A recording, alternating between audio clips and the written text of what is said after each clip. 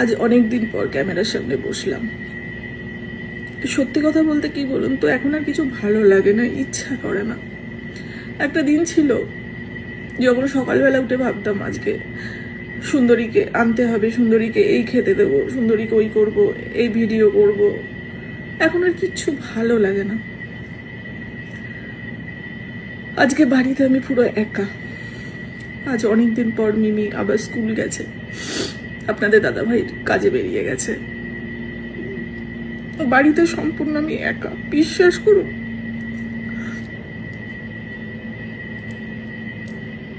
কিচ্ছু ভালো লাগছে না, মনে হচ্ছে যেন চারিদিক মানে আমি আপনাদের এক্সপ্লেন করতে পারছি না,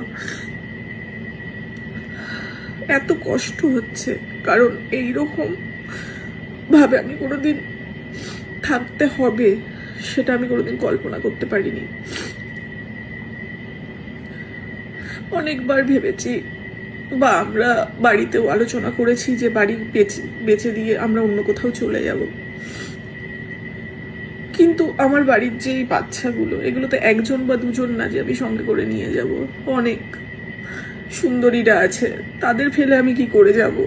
মানে এমন একটা দোটানায় পড়ে গেছি না যে কোথাও কিছু কুল কিনারা খুঁজে পাচ্ছি না। কিচ্ছু করতে ভালো লাগে না, না বাড়ি থেকে বেরোতে ভালো লাগে। আপনারা অনেকে আমাকে কমেন্ট করছে, দিদি ভাই সুন্দরীর কাছে একটু যাও। এখনো অবধি আমি সাহস করে উঠতে পারছি না সুন্দরীর সামনে গিয়ে ঠিক মতো দাঁড়ানোর। কারণ আমি গেলে সুন্দরী তো চারিদিকে খুঁজবে, আমি কি উত্তর দেবো বলুন তো? ও তো বোঝে না। তবে চেষ্টা করছি। ও ভাবছে মা কোথায় গেল, মা কেন আসছে না। মিমি মাঝে মাঝে যায়, আপনাদের দাদাভাই রোজই যায়, সন্ধ্যেবেলা গিয়ে ওকে খাইয়ে আসে। ওরা সবাই ভালো আছে। সোমবার দিন কোর্টে গেছিলাম, ডেট ছিল। কোথাও না বেরোতে ইচ্ছা করে না এখন। মিল্কি,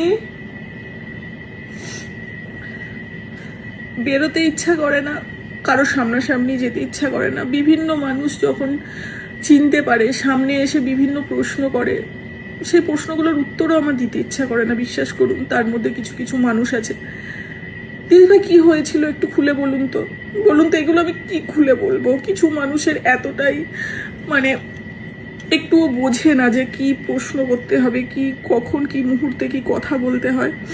বাড়ি থেকে বেরোনোই বন্ধ করে দিয়েছি। কোর্টে গেছিলাম সোমবার, বেল হয়নি, কিন্তু কি হবে বলুন তো এইসব করে? মাঝে মাঝে মনে করি কি হবে, আমার মেয়ে কি ফিরে আসবে? কিন্তু তারপরে আমাকে তো আপনাদের দাদাভাই বলে, কিন্তু যার জন্য আজকে ও চলে গেছে তাকে তো শাস্তি দিতে হবে। আমি জানি না সে কদিন শাস্তি পাবে। আজকে 1 মাসের উপর হয়ে গেছে জেলে আছে, আজ না হোক কাল তো বেরোবে। একদিন মানুষ সব ভুলে যাবে, ও ফিরে করবে, ঘুরে বেড়াবে বউ নিয়ে। গেল তো আমাদের না। অনেক কথা জানতে পারলাম, অনেক কথা জানতে পারলাম যে আগের দিনকে ওকে বাড়িতে ডেকে নিয়ে যাওয়া হয়েছিল, নিয়ে গিয়ে ওর সাথে কি কি ওকে বলা হয়েছে, কি কি ওর সাথে করা হয়েছে, যেটা এখন হয়তো আমার বলাটা ঠিক হবে না। ভবিষ্যতে যদি প্রয়োজন পড়ে আমি আপনাদের সবই জানাবো, মুখ খুলবো। কি হয়েছে বাবা? লাগছে শোনা, ছাড়ো, লাগছে, বসো।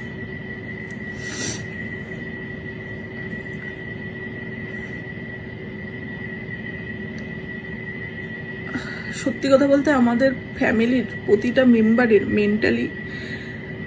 একদমই মেন্টাল দিক থেকে আমরা একদমই ভালো নেই।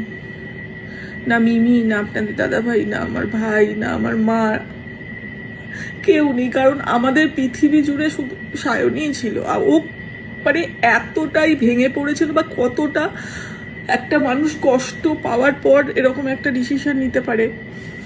তবুও বলবো ওর আরো ভাবা উচিত ছিল, কারণ ও কতটা প্রতিবাদী মেয়ে ছিল আপনারা সবাই জানেন। যাই হোক,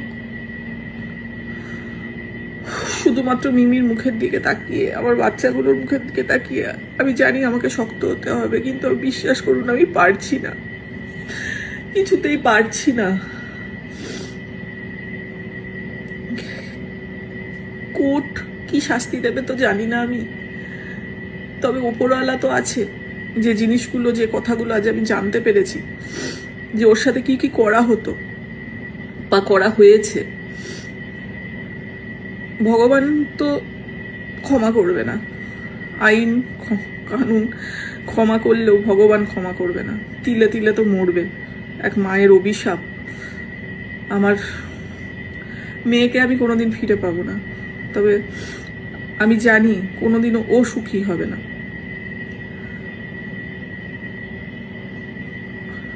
আপনারা আমাকে অনেক মোটিভেট করছেন, অনেক ভালো মনে জোর দিচ্ছেন। ক্যামেরার সামনে আসতে আর ইচ্ছা করে না।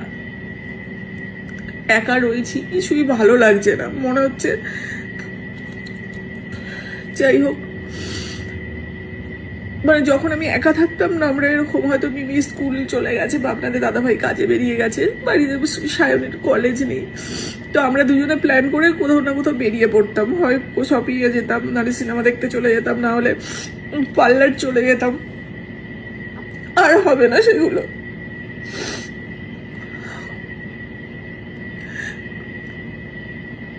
যাই হোক, খুব একা লাগছিল, খুব একা লাগছে, তাই মনে হলো একটু ক্যামেরার সামনে আপনাদের সঙ্গে দুটো কথা বললে মনটা হালকা হবে। অনেকেই প্রশ্ন করেছেন পরি কেমন আছে এখন। পরি এখন ভালো আছে, স্বাভাবিক খাওয়া দাওয়া করছে। হঠাৎ করে একটা নতুন সদস্য বাড়িতে এসছে, কোথা থেকে এসছে জানি না, আপনাদের সঙ্গে কখনো আলাপ করাবো। আমাদের এই রসগোল্লার বয়সী হবে, রসগোল্লার মতোই ছোট্ট একটা বেড়াল হঠাৎ করে আবার জানি না কোথা থেকে এসেছে, বাড়িতে কয়েকদিন ধরে আছে।